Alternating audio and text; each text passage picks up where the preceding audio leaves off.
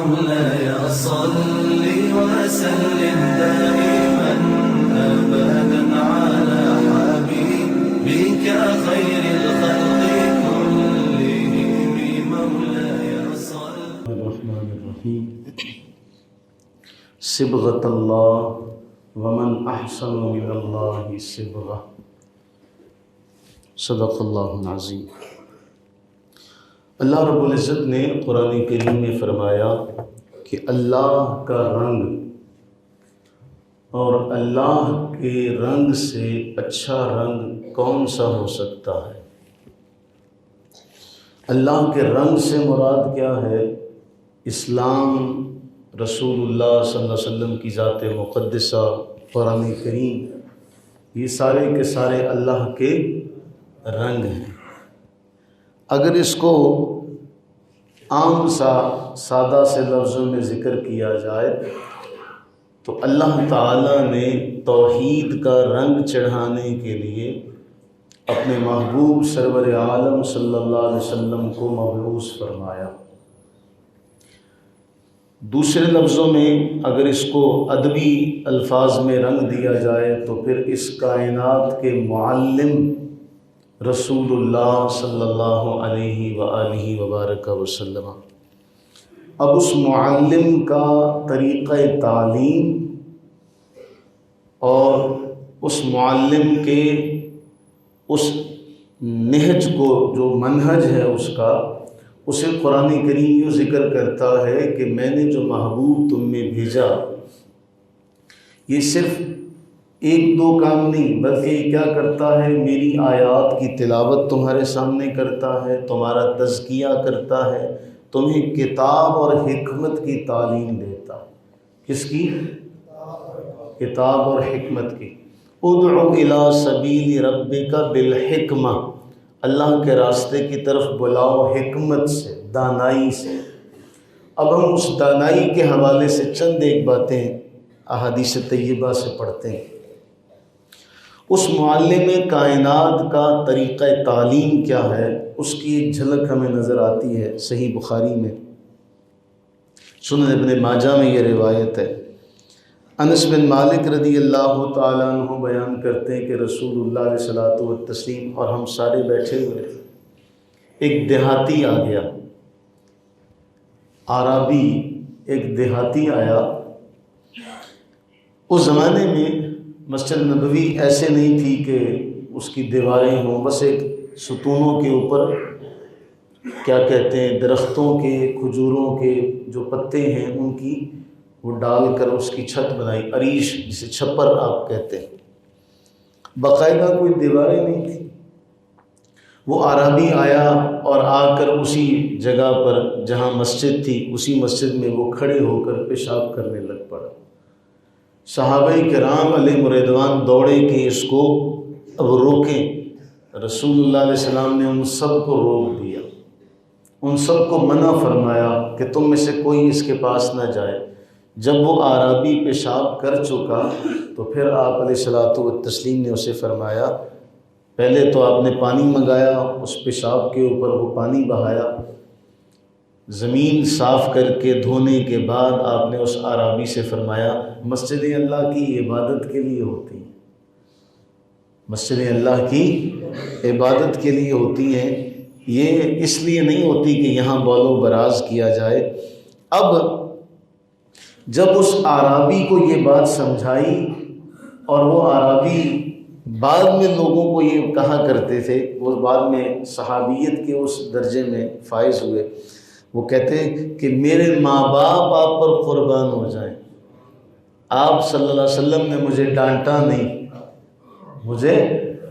نہیں، مجھے پیار سے سمجھایا اور صرف اتنا فرمایا کہ مسجدیں اس لیے نہیں بنی کہ یہاں ایسا کیا جائے، یہ تو اللہ کا ذکر کرنے کے لیے بنائی جائے. تو یہ اس معلم کائنات کے سمجھانے کا ایک انداز ہے. اسی طرح ایک بار ایسا ہوتا ہے کہ مکہ کا ایک نامی گرامی حکیم، وہ لوگوں کو دم جھاڑ بھی کیا کرتا تھا، زماد نام تھا اس کا.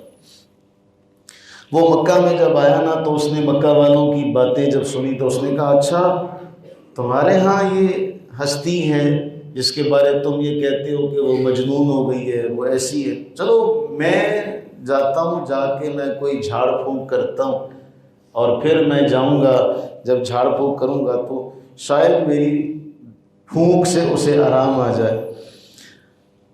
اب وہ رسول اللہ علیہ الصلوۃ والتسلیم کے پاس آیا تو آ کے آپ سے عرض کرتا جی اے محمد صلی اللہ علیہ وسلم، میں پھونک مارتا ہوں، دم کرتا ہوں اور بڑے بڑے بیماروں کو آرام آ جاتا ہے، تو میں آپ پر پھونک ماروں؟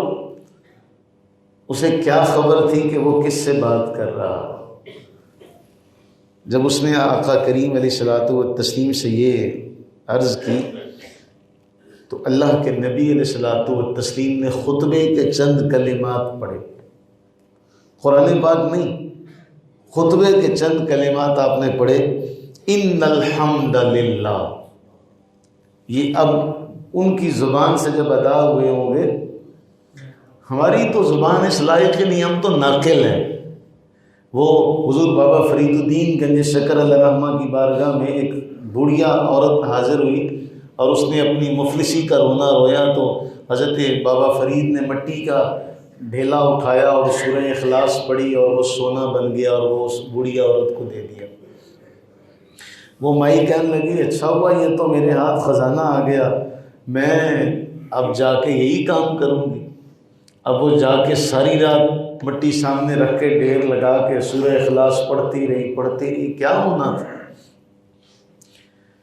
وہ صبح گئی، بابا جی آپ نے میرے ساتھ یہ کیا کیا، آپ نے ایک بار سورہ اخلاص پڑھی وہ سونا بن گیا، میں ساری رات پڑھتی رہی۔ تو آپ نے فرمایا سونا بنانے کے لیے زبان فریدی چاہیے۔ تو ہماری زبان، ہم صرف ناقل ہیں، صرف محسوس کرنے کی کوشش کیجئے گا کہ جب ایک شخص سامنے کھڑا ہے کہ جی میں آپ کا علاج کروں، اسے اللہ کے نبی فرما رہے ہیں ان الحمد للہ، تمام کی تمام تعریفیں اللہ کے لیے، نحمدہ ونستعینہ، اسی کی ہم حمد کرتے ہیں، اسی سے ہم استعانت کے طلبگار ہیں، مدد چاہتے ہیں۔ من یہدہ اللہ فلا مضل لہ، جسے اللہ تعالیٰ ہدایت دے دے اسے کوئی گمراہ نہیں کر سکتا۔ وَمَن يُضْلِلْ فَلَا هَادِيَ لَهُ، اور جسے وہ رحمت سے دور کر دے اسے کوئی راہ راست پر نہیں لا سکتا۔ وَأَشْهَدُ أَن لَّا إِلَٰهَ إِلَّا اللَّهُ وَحْدَهُ لَا شَرِيكَ لَهُ وَأَنَّ مُحَمَّدًا عَبْدُهُ وَرَسُولُهُ، اور میں گواہی دیتا ہوں کہ اللہ کے سوا کوئی عبادت کے لائق نہیں، اور میں گواہی دیتا ہوں کہ میں یعنی محمد صلی اللہ علیہ وسلم اللہ کا بندہ اور اللہ کا رسول ہے۔ اس نے یہ بات سنی نا، صرف یہ کلمات سنے، اس نے کہا اعد علی کلماتک ہؤلاء، مجھے دوبارہ سنائیے، مجھے دوبارہ سنائیے۔ آپ نے دوبارہ پڑھا الحمدللہ نحمدہ ونستعینہ۔ اس نے دوسری بار سن کے تیسری بار کے لیے کہا یا رسول اللہ دوبارہ سنائیے۔ اللہ کے نبی علیہ السلام نے دوبارہ پڑھے، اور اس کے بعد ہوتا کیا ہے، وہ کہتا ہے اللہ کی قسم ہے میں نے بڑے بڑے کاہنوں کا، شعراء کا کلام سنا ہے، اس جیسا کلام تو کوئی پڑھ ہی نہیں سکتا، اس جیسا کلام تو کوئی لا ہی نہیں سکتا۔ پھر وہ کہتا ہے کہ یا رسول اللہ صلی اللہ علیہ وسلم ہاتھی یدا کا، اپنا ہاتھ دیجئے، اپنا ہاتھ دیجئے، میں آپ کے ہاتھ پر بیعت کروں، میں اسلام قبول کرتا ہوں۔ وہ جو آپ علیہ السلام کی بارگاہ میں آپ کا علاج کرنے آیا تھا، اپنا علاج کروا کے جاتا، لیکن اس کا طریقہ کیا، اس نے کہا میں نے سنا ہے آپ کو یہ بیماریاں ہیں، میں اس کا دم کرتا ہوں۔ تو معلم کائنات نے کس حوصلے سے، کس حلم سے اس کی بات کو سنا، تو تعلیم دی۔ اسے قرآن کریم نے ذکر کیا کہ میں نے جو اپنا محبوب تمہیں دیا ہے یہ تمہاری بھلائی کے لیے بڑا حریص ہے، اسے تمہاری بھلائی کی شدید شدید شدید خواہش ہے، یہ چاہتا ہے کہ کسی نہ کسی طریقے سے تم ہدایت پر آ جاؤ، تم راہ راست پر آ جاؤ۔ پھر ایک بار ایسا ہوتا ہے، ایک نوجوان، مسند احمد کی روایت ہے، ایک نوجوان جو جوانی میں جذبات بلند ہوتے ہیں انسان کے، اس کی سوچ، اس کی فکر جو ہوتی ہے وہ بغیر کسی لگام کے جہاں اس کی روش ہوتی ہے وہ فکر اس کی چلی جاتی ہے۔ اب وہ نوجوان لڑکا اللہ کے نبی علیہ السلام کی بارگاہ میں آ کے سوال کیا کرتا ہے؟ یہ ماحول ہمیں بنانا چاہیے کہ ہم سے پوچھنے والا جب بھی اس کا جی چاہے، جیسے اس کا جی چاہے وہ سوال پوچھ سکے۔ ہمارے ہاں یہ کیا ہوتا ہے کہ بڑی عمر والا وضو کے بارے میں، غسل کے بارے میں مسائل نہ اسے پتہ ہوتے ہیں اور نہ وہ پوچھ پاتا ہے کہ میں پوچھوں گا تو مجھے آگے سے جواب ملے گا تو اتنا بڑا ہو گیا تجھے ان مسائل کا نہیں پتہ۔ تو یہ رویہ ہمیں نہیں اپنانا چاہیے، بلکہ ہم میں سے ہر ایک کو داعی بننا چاہیے اسلام کا۔ داعی سمجھتے نا، دعوت دینے والا، اسلام کا مبلغ۔ اب وہ نوجوان لڑکا آ کے اللہ کے نبی سے کیا عرض کرتا ہے؟ اس نے آگے عرض کیا، یا رسول اللہ صلی اللہ علیہ وسلم اذن لی بالزنا، مجھے بدکاری کرنے کی اجازت دے دیجیے، میں اتنا بڑا گناہ کرنا چاہتا ہوں۔ اب وہ اتنا بڑا گناہ کرنے کے لیے اجازت لینے رسول اللہ علیہ السلام کے پاس آئے۔ میں یہاں آپ کو ایک حدیث سے ہٹ کر ایک بات کہوں۔ حضور قبلہ سید الحسن شاہ صاحب کے پاس ایک آپ کا عقیدت مند آیا، اس نے کہا جی میری شادی ہے، تو میری شادی پہ گھر والے چاہتے ہیں کہ ڈھول باجے بجائے جائے، تو میں نے کہا کہ پہلے میں شاہ صاحب سے پوچھ کے آؤں تو پھر میں تمہیں اس کی اجازت دوں گا۔ تو شاہ صاحب مان لگے مجھ سے تو پوچھنے آیا، میں تجھے اجازت دوں گا؟ تو مجھ سے پوچھنے، اچھا میں تجھے منع کر دوں تو رکے گا؟ تو مجھ سے پوچھنے کا تیرا فائدہ؟ تو داعیوں کے پاس اس طرح کے مسائل آتے رہتے، وہ اس طرح کے مسائل، کوئی علم کی تشنگی پیاس بجھانے کے لیے سوال کرتا ہے، کوئی عالم کا علم چیک کرنے کے لیے سوال کرتا ہے، کوئی عالم پر روب جھاڑنے کے لیے سوال کرتا ہے۔ اس طرح کے بہت سارے مسائل پیش آتے ہیں۔ اللہ کے نبی علیہ السلام کی بارگاہ میں وہ آ کے عرض کرتا ہے، یا رسول اللہ صلی اللہ علیہ وسلم مجھے اجازت دیں، میں بدکاری کرنا چاہتا ہوں۔ صحابہ کرام سارے دوڑے، وہ اس کو روکو۔ سب نے غصے کا، خفگی کا، ناراضگی کا اظہار کیا۔ رسول اللہ علیہ الصلوۃ والتسلیم نے فرمایا تم سائڈ پر بیٹھ جاؤ۔ اسے اپنے قریب بلایا، فرمایا ادنو، میرے قریب آ۔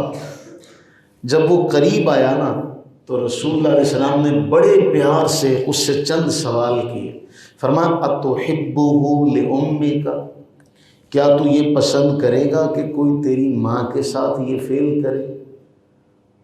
اب وہ عرض کرنے لگا، یا رسول اللہ صلی اللہ علیہ وسلم، اچھا جو اس کا ادب بڑا کمال کا ہے حدیث کے اندر، وہ کہنے لگا واللہ جعلنی اللہ فداءک، میں آپ پر قربان ہوں، کوئی بھی اپنی ماں کے لیے یہ پسند نہیں کرے گا۔ تو جب آپ نے یہ سوال کیا کہ تو اپنی ماں کے لیے ایسا پسند کرتا، تو وہ کہنے لگا کوئی بھی پسند نہیں کرے گا۔ فرمایا پھر لوگ بھی اس بات کو پسند نہیں کریں گے کہ کوئی ان کی ماں کے ساتھ ایسا کرے۔ دوسرا سوال آپ نے کیا، کیا تو یہ پسند کرے گا کہ کوئی تیری بیٹی کے ساتھ یہ معاملہ کرے؟ وہ عرض کرنے لگا جی میں آپ پر قربان ہو جاؤں، کوئی بھی پسند نہیں کرے گا، میں کیا کوئی بھی پسند نہیں کرے گا، میں اس بات کو اچھا نہیں سمجھوں گا۔ تو آپ علیہ السلام نے فرمایا پھر لوگ بھی اس بات کو اچھا نہیں سمجھیں گے۔ پھر آپ نے پوچھا کیا تو پسند کرے گا کہ کوئی تیری بہن کے ساتھ ایسا کرے؟ تو اس نے عرض کی کہ میں آپ پر قربان ہو جاؤں، نہیں۔ فرمایا لوگ بھی پھر یہ پسند نہیں کریں گے کہ کوئی ان کی بہن کے ساتھ یہ معاملہ کرے۔ اس کے بعد پھر آپ نے اور بہت سوال کیے کہ تیری خالہ کے ساتھ، تیری پھپھوں کے ساتھ۔ اس نے سب کے جواب میں جب یہ نہیں کا جملہ فرمایا پھر جب ایک عمل تو اپنے لیے پسند نہیں کرتا تو لوگوں کے لیے تو کیسے یہ بات پسند کرتا؟ کس حکمت سے اور دانائی سے اسے سمجھایا کہ تاکہ اس کے ذہن میں یہ بات آ جائے کہ یہ جو گناہ ہے اسے میں اپنے لیے پسند نہیں کرتا تو کوئی بھی اسے پسند نہیں کرے گا. اسے سمجھایا. جب یہ ساری مثالیں دے دی تو رسول اللہ علیہ الصلوۃ والتسلیم نے فوضع یدہ علیہ، اس پر اپنا ہاتھ رکھا، اس پر اپنا ہاتھ رکھا، دعا مانگی، اے اللہ اس کے گناہوں کو بخش دے، اس کے دل کو پاکیزگی عطا کر، اس کے دل کو پاکیزگی عطا کر، اس کو شرمگاہ کی حفاظت کرنے کی توفیق عطا فرما. یہ دعا آپ نے مانگی. اس کے بعد حدیث کے الفاظ ہیں فَلَمْ يَكُنْ بَعْدُ ذَلِكَ الْفَتَىٰ يَلْتَفِتُ إِلَىٰ شَيْءٍ، اس کے بعد سے جب تک وہ زندہ رہا کبھی اس نے گناہ کی طرف نظر بھی نہیں ڈالی.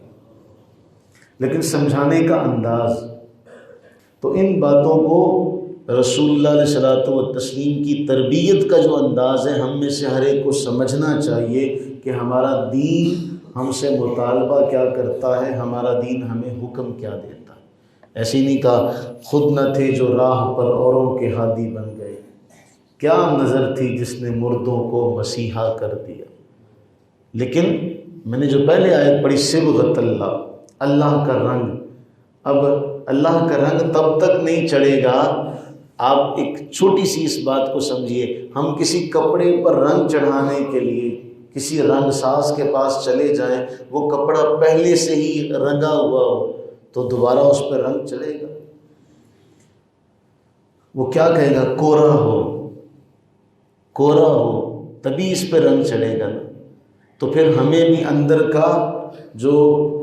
کا میل کو چیل ہے، جب تک وہ صاف نہیں ہوگا ہمیں اسلام کا نور، اسلام کی روشنی، صاحب اسلام کا نور ہمیں نظر نہیں آئے گا.